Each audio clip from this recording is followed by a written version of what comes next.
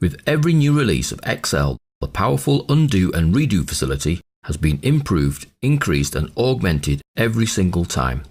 And Excel 2013 is no different.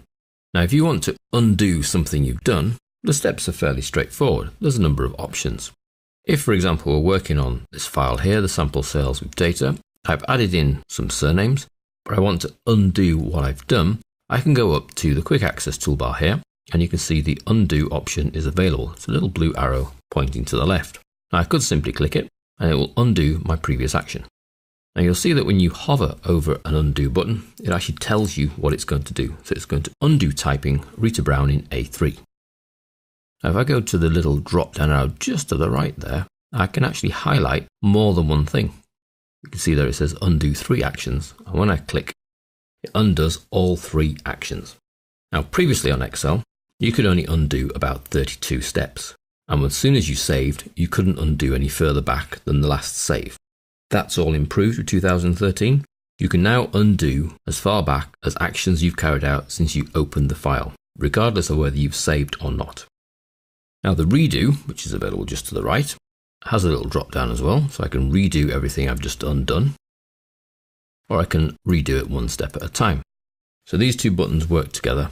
You can undo any actions you've carried out as far back as you opening the file, and you can redo any actions you might have undone since you started working.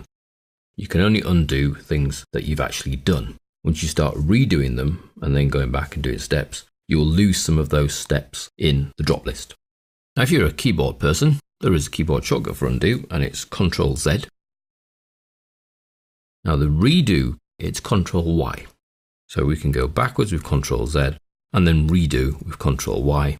What you will notice when you hover, as well as it telling you what the step will undo, it even puts the keyboard shortcut in brackets at the end.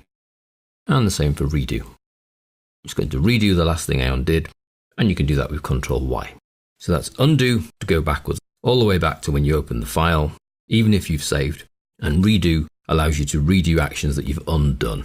So there's nothing in the redo bit until you actually start undoing things, and then anything you've undone becomes a redoable action.